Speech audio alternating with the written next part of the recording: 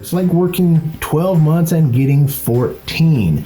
Now you have time for reports and marketing and to see more people and grow that business and serve the patients.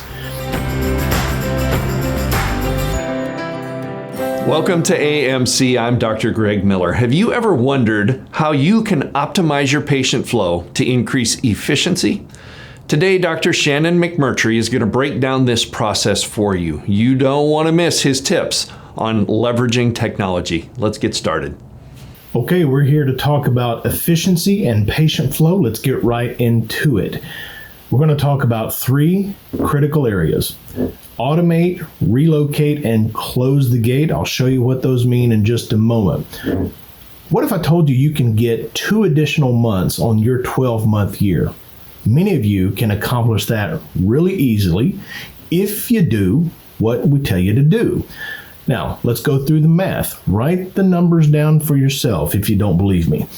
You work 8 hours a day. You work 4 days a week. That's 32 hours per week you have available to see patients. If you save 2 minutes per patient visit, it's not a lot, but 2 minutes per patient visit, 45 people per day. You're going to be saving 1.5 hours every single day. That's 6 hours a day because you work 4 days a week. 6 hours a day for 50 weeks in a year is 300 hours. 300 hours saved by a 32 divided by a 32-hour week is over 9 weeks. That is 2 additional months that you now have because you know how to flow patients and be efficient that you didn't have before. It's like working 12 months and getting 14. Now you have time for reports and marketing and to see more people and grow that business and serve the patients. What if you don't see 45 a day? What if you see 22 a day? Well, the same math applies. And instead of now getting 2 months, you have an additional 1 month at the end of every year. It's like a baker's dozen year. You work 12 months, you get 13. That's the benefit here. Millions is on the line. And you have to take this seriously. You're not bad people. You're not ignorant people. You just never been shown how to do what we're going to show you. Automate appointments.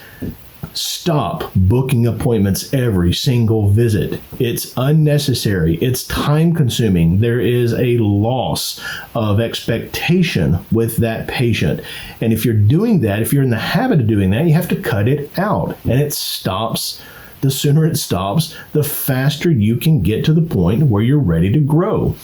We have doctors booking people out for a month, 6 months, a year for care all at once. You say you don't provide year-long care plans or programs? Great, it's even easier for you. But you do that on the front side, you automate it, and then you don't have to continue to do it every single time. A colossal waste of effort. Automate those payments. The old-fashioned, hey, come in, get your adjustment, then on your way out, you're going to swipe your credit card or write your check. That is ancient history. Get with the times, man. You want to automate those payments. You want to go auto draft. You want to set up third-party pay resources where the patient is now in a financial relationship with somebody else and you're cut out of it. You're not even in the middle of that anymore. Oh, well, you say your patients won't do it. Well, how come our doctors have patients doing it? We're not special. We just know things that maybe you don't know. But it's time to get up to speed with technology and use that to your advantage. Speaking of which, you have a cell phone in your pocket. That cell phone has a timer feature and it has a vibrate function. You have to start timing yourself in the rooms. The world doesn't stop because you're in the room with a patient.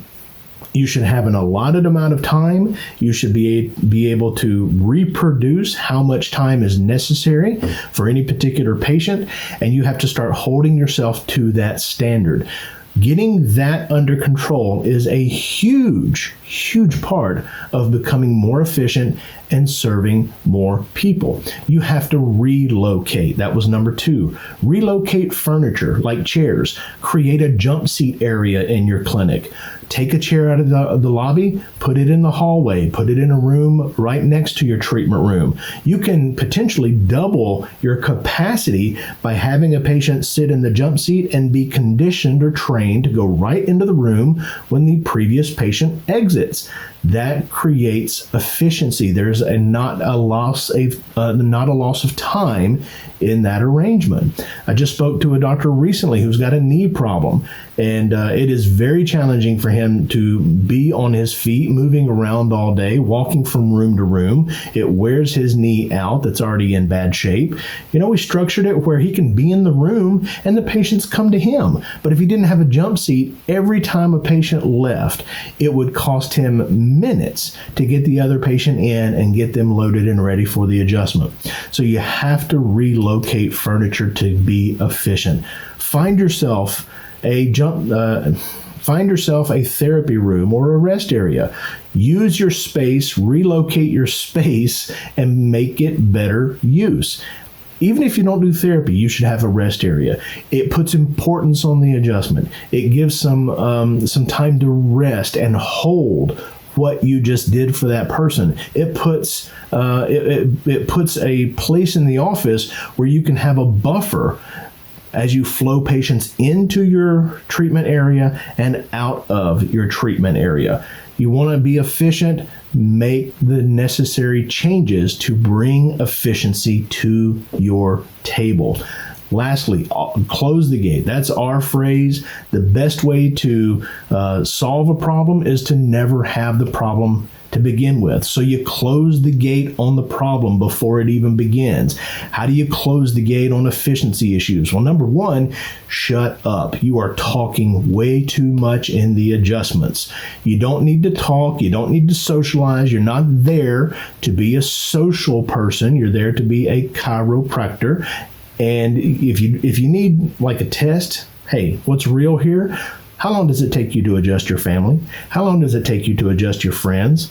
Look at that amount of time. Are they not more important to you than anybody else? If that time is half the time it takes you to adjust your patients, you got to face reality. You got to face the facts that you are talking way too much. Well, I got to do insurance and document stuff. Bull crap. You don't have to do that. If you're efficient and you're working the right way in the clinic, you can have a staff member do that for you. See, you got to think, not trapped in the way you are. You have to think about, what do I need to do to be where I ought to be? So you want to shut up. You want to stop socializing, stop talking too much, stop breaking down that doctor-patient boundary, and then learn the art of patient control. And yes, it is an art. It is not a science. Every patient is different, but you have to have a control on patient behaviors and expectations in the office. You are the final authority. The buck stops with you, and the patients don't run the clinic. You go to the zoo with your family, you love the monkeys at the zoo. The monkeys are not running the zoo. They're the attraction. The patients do not run the office. They're the patient. They're coming to get their health returned. And you have to know how to practice the art of patient control. If you don't know that, if you're not good at it, reach out to us. Let us know, because others are doing it successfully, and these things work all the time. Millions are on the line. Millions of dollars based on how much time you have left in your career. Millions of patients and health based on the profession and how many people that we're serving. And it's up to you to make the changes necessary. So go after it and stop procrastinating. Join us at our next training weekend, November 11th through the 14th. If you're new to AMC and would like a free guest pass to 3 days of material like this, text us at 904-966-4996. AMC is your guide to becoming respected, effective, and valued in practice.